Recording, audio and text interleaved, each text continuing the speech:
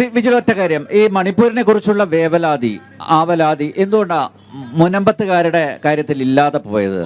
മുനമ്പത്തെ പ്രശ്നത്തിന്റെ കാര്യത്തിലും കൃത്യമായി യു ഡി എഫിന്റെ നിലപാട് പറഞ്ഞിട്ടുണ്ട്. പ്രതിപക്ഷ നേതാവ് പറഞ്ഞിട്ടുണ്ട്, ആരെയും കുടിയൊഴിപ്പിക്കുന്നതിനോ അല്ലെങ്കിൽ ആരെയെങ്കിലും വേദനിപ്പിക്കുന്നതിനോ അല്ലെങ്കിൽ ആരെയെങ്കിലും ഈ പറഞ്ഞ നാട്ടിൽ നിന്നും ജീവിക്കുന്നതിനുള്ള അവകാശം ലംഘിക്കുന്നതിനോ ഈ യു ഡി എഫിന്റെ ഒരു തരത്തിലുള്ള പിന്തുണയും ഉണ്ടാവില്ല.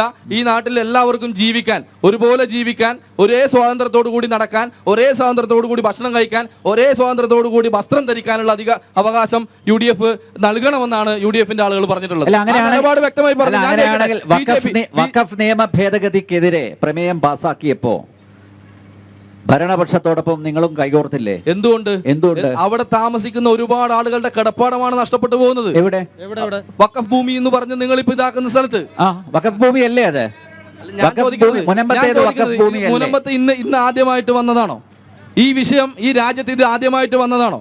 ഞാൻ ചോദിക്കുന്ന 60 വർഷം മുനമ്പത്തെ 610 കുടുംബങ്ങൾ പ്രത്യക്ഷ സമരത്തിലേക്ക് ഇറങ്ങിയത് ഇപ്പോഴാണ്. അവർ 10-25 ദിവസമായിട്ട് അവിടെ നിരാഹാര സമരത്തിലാണ്.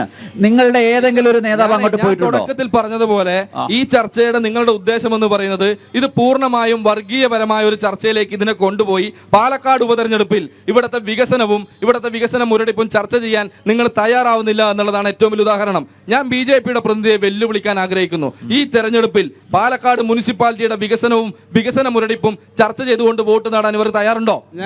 ഇവിടെ പാലക്കാട് നിയോജക മണ്ഡലത്തിൽ ഷാഫി പറമ്പിൽ MLA നടത്തിയ വികസനങ്ങൾ ചർച്ച ചെയ്തുകൊണ്ട് വോട്ട് നേടാൻ ഇവർക്ക് തയ്യാറുണ്ടോ? വികസനങ്ങളല്ല ഇവരുടെ ലക്ഷ്യം. ഇവിടെയുള്ള എന്നെയും നിങ്ങളെയും മതത്തിന്റെ പേരിൽ, ജാതിയുടെ പേരിൽ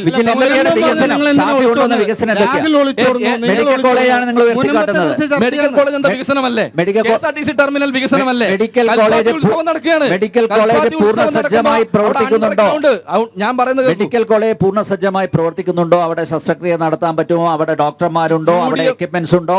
യു ഡി എഫിന്റെ ഭരണകാലത്ത് ഇവിടെ മെഡിക്കൽ കോളേജ് എന്ന് പറയുന്ന സ്വപ്നം യാഥാർത്ഥ്യമാക്കിയത് ഷാഫി പറമ്പിൽ MLAയുടെ നേതൃത്വത്തിലാണെന്ന കാര്യത്തിൽ ഞാൻ ചോദിക്കുന്നത് അഭിപ്രായമുണ്ടോ? അന്ന് മെഡിക്കൽ കോളേജിന്റെ മുഴുവൻ ഫംഗ്ഷനിങ്ങും പൂർത്തിയാക്കി ആദ്യത്തെ ബാച്ച് പഠിച്ചിറങ്ങിയതിനു ശേഷമാണ് UDFന്റെ ഭരണസമിതി കേരളത്തിൽ നിന്ന് ഭരണം ഇറങ്ങുന്നത്. അതിനുശേഷം വന്ന ഇടതുപക്ഷ ഗവൺമെന്റ് അത് പാലക്കാട് മെഡിക്കൽ കോളേജ് മാത്രമല്ല കേരളത്തിലെ മുഴുവൻ മെഡിക്കൽ കോളേജുകളിലും സർക്കാർ ആശുപത്രികളിലും ആവശ്യമായ സൗകര്യമോ ആവശ്യമായ മരുന്നുകളോ ആവശ്യമായ സേവനങ്ങളോ നൽകാൻ ഇടതുപക്ഷത്തിന്റെ ഗവൺമെന്റ് തയ്യാറാവുന്നില്ല. ഇവിടുത്തെ ആരോഗ്യ മേഖല നമ്പർ 1 ആണെന്ന് പറയുമ്പോഴും ഇവിടെ സർക്കാർ ആശുപത്രികളിൽ ആവശ്യമായ സൗകര്യങ്ങളില്ല. അതിന് വേണ്ട ഫോളോ അപ്പ് നടത്തേണ്ടത് ഇടതുപക്ഷ ഗവൺമെന്റ് ആണ്. ഈ 8 വർഷമായി കേരളത്തിലെ ആരോഗ്യ മേഖല സമ്പൂർണ്ണമായി തകരാറിലാക്കിയതിന്റെ ഏക ഉത്തരവാദി കേരളം ഭരിക്കുന്ന പിണറായി വിജയന്റെ നേതൃത്വത്തിലുള്ള ഗവൺമെന്റ് മാത്രമാണ്. പ്രതിനിധികൾ മാത്രമേ ഈ വർത്തമാനം പറയുകയുള്ളൂ. ഈ കഴിഞ്ഞ 8 വർഷക്കാലത്തിനിടയിൽ കേരളത്തിലെ ആരോഗ്യ മേഖല തകർന്നു എന്ന് പറയുന്നവർ ഏത് രാജ്യത്താണ് ജീവിക്കുന്നത് എന്ന് നമുക്ക് പറയാൻ കഴിയില്ല. ലോകം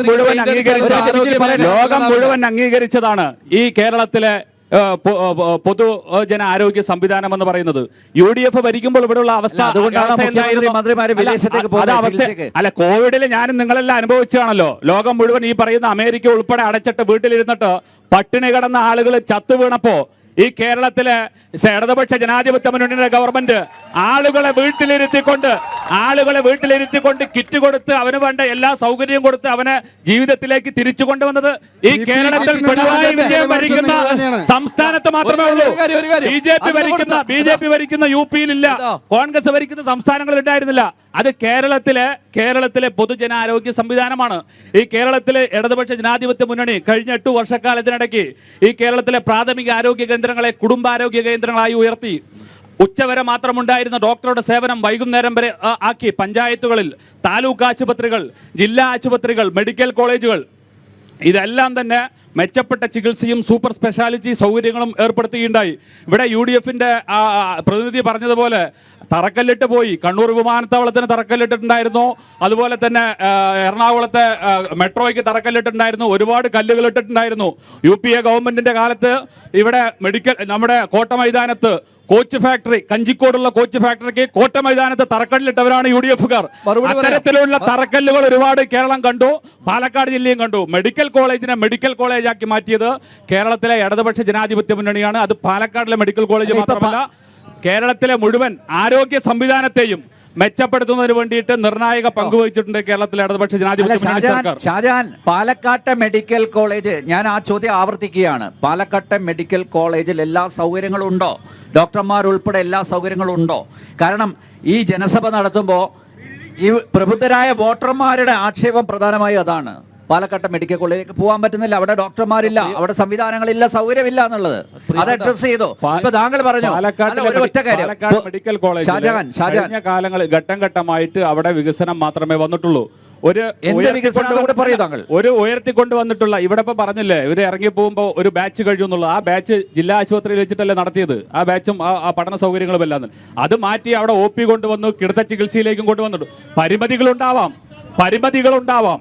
അത് ഒരു സർക്കാർ എന്നുള്ള രീതിയിൽ പണം ചെലവഴിക്കുമ്പോൾ പരിമിതികളുണ്ടാവാം. ആ പരിമിതി മറികടന്നുകൊണ്ടാണ് കേരളത്തിൽ ഇടതുപക്ഷ ജനാധിപത്യ മുന്നണി ഘട്ടം ഘട്ടമായി മുന്നോട്ട് പോകുന്നത്. UDFന്റെ കാലത്തുള്ളതുപോലെയുള്ള ദുരന്തം സർക്കാരിന്റെ പൊതുമേഖല അല്ലെങ്കിൽ പൊതുജനാരോഗ്യ സംവിധാനത്തിൽ ഇല്ല എന്നുള്ളത് 8 വർഷം മുമ്പ് സർക്കാർ ആശുപത്രിയിൽ പോകുന്നവനും ഇപ്പൊ സർക്കാർ ആശുപത്രിയിൽ പോകുന്നവനും വ്യക്തമായി മനസ്സിലാക്കാൻ വേണ്ടി ഈ പരിമിതികൾ പരിഹരിക്കേണ്ടത് ആരാ? ഞങ്ങളാണോ പരിഹരിക്കേണ്ടത്? ഈ പരിമിതികൾ പരിഹരിക്കേണ്ടത് പ്രതിപക്ഷത്തിരിക്കുന്നവരാണോ?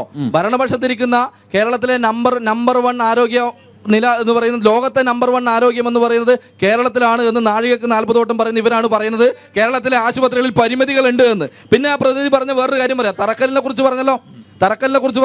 ഞാൻ അദ്ദേഹത്തെയും കൂട്ടി വയനാട്ടിലേക്ക് പോവാം. വയനാട്ടിൽ ഒരു മെഡിക്കൽ കോളേജ് പ്രഖ്യാപിച്ചിട്ടുണ്ട്, അതിന് തറക്കല്ലിട്ടിട്ടുണ്ട്. എവിടെ വരെയായി? അതിന്റെ ഫൗണ്ടേഷൻ വർക്കെങ്കിലും പൂർത്തിയാക്കാൻ ഇടതുപക്ഷ ഗവൺമെന്റിന് ഈ സമയം വരെ സാധിച്ചിട്ടുണ്ടോ? തറക്കല്ലിട്ടിട്ട് എത്രയായി? അതുപോലെ ഞാൻ പറയാം, കൊച്ചി മെട്രോ കൊണ്ടുവന്നിട്ട് അതിന്റെ എക്സ്റ്റൻഷന് വേണ്ടി തറക്കല്ലിട്ടല്ലോ.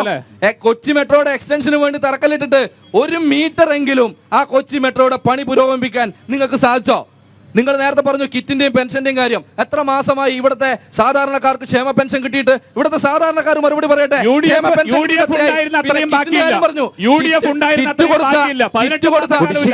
ഞാൻ വെല്ലുവിളിക്കുന്നു. 18 മാസം UDFന്റെ തയ്യാറുണ്ടോ?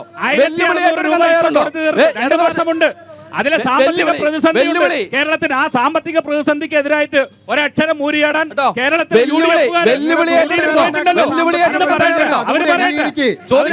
ഇവിടെ പെൻഷൻ കൊടുക്കാൻ വേണ്ടി മദ്യത്തിന് സെസ് ഏർപ്പെടുത്തി, പെട്രോളിനും ഡീസലിനും സെസ് ഏർപ്പെടുത്തി, എന്നിട്ട് സാമൂഹ്യ സുരക്ഷാ പെൻഷൻ കൊടുക്കണ്ടോ? 2500 രൂപയായി വർദ്ധിപ്പിക്കുമെന്നാണ് ഇടതുപക്ഷ മുന്നണിയുടെ പ്രകടന പത്രികയിൽ പറയുന്നത്. 5 നയ പൈസ വർദ്ധിപ്പിച്ചില്ല.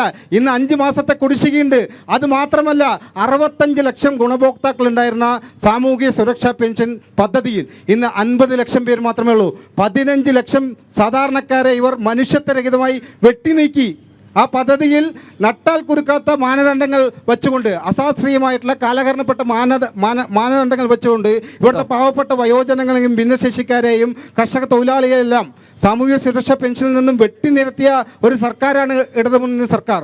അവർക്കെതിരെ ഒരു ജനവികാരമുണ്ട്, ഇവിടുത്തെ സാധാരണക്കാരുടെ ജനവികാരമുണ്ട്. പിന്നെ ഇവരുടെ വികസന വിരുദ്ധ കാഴ്ചപ്പാടിന്റെ ഏറ്റവും വലിയ ഉദാഹരണമാണ് Palakkad medical college, Palakkad indoor stadium, Palakkad ring road പദ്ധതിയിൽ വരുന്ന stadium, Kalvakulam bypass, town bus stand, Melampuri bypass. ഇത്രയധികം ഗതാഗതക്കുരുക്ക്. ഞാൻ ഇവിടെ വരുമ്പോൾ 1 മണിക്കൂർ എടുത്തു 1 കിലോമീറ്റർ യാത്ര ചെയ്യാൻ വേണ്ടി. പാലക്കാട് നഗരത്തിൽ മുഴുവൻ ഗതാഗതക്കുരുക്ക്. ഞാൻ പറയാം,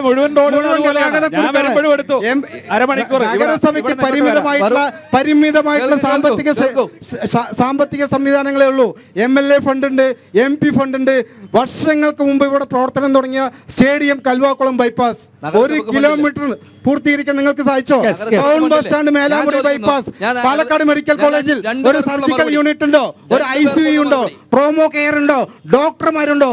അനിൽ, ഇവിടെ 8753 ഡോക്ടർമാരാണ് എംപ്ലോയ്മെന്റ് എക്സ്ചേഞ്ചിൽ രജിസ്റ്റർ ചെയ്തുകൊണ്ട് ഒരു തൊഴിലിന് വേണ്ടി കാത്തിരിക്കുന്നത്. ഇവിടെ ഒരു ഡോക്ടറെ PSC വഴി നിയമിച്ചിട്ടുണ്ടോ? 750 കോടി ചെലവാക്കിക്കൊണ്ട് ഒരു മെഡിക്കൽ കോളേജ് പണിതു. അവിടെ 450-ലധികം നിയമനങ്ങൾ നടത്തി. ഒരു നിയമനം PSC വഴി നടത്തിയതാണോ? യൂത്ത് കോൺഗ്രസിന്റെ സംസ്ഥാന അധ്യക്ഷനായിരുന്നല്ലോ, യുവജന പ്രസ്ഥാനത്തിലൂടെ വന്നതാണ്. 2014 AK ബാലൻ നിയമസഭയിൽ ചോദ്യം ഉന്നയിച്ചു, ഈ പാലക്കാട് മെഡിക്കൽ കോളേജിൽ നിയമനങ്ങൾ എങ്ങനെയാണ്, PSC വഴിയാണോ എന്നൊക്കെ ചോദ്യങ്ങൾ ഉന്നയിച്ചു. DYFI സമരം ചെയ്തിട്ടുണ്ട്.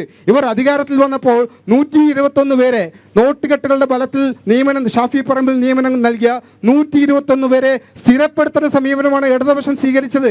യുവജന വഞ്ചന കൂടിയുണ്ട് ഈ മെഡിക്കൽ കോളേജിന്റെ പിന്നിൽ.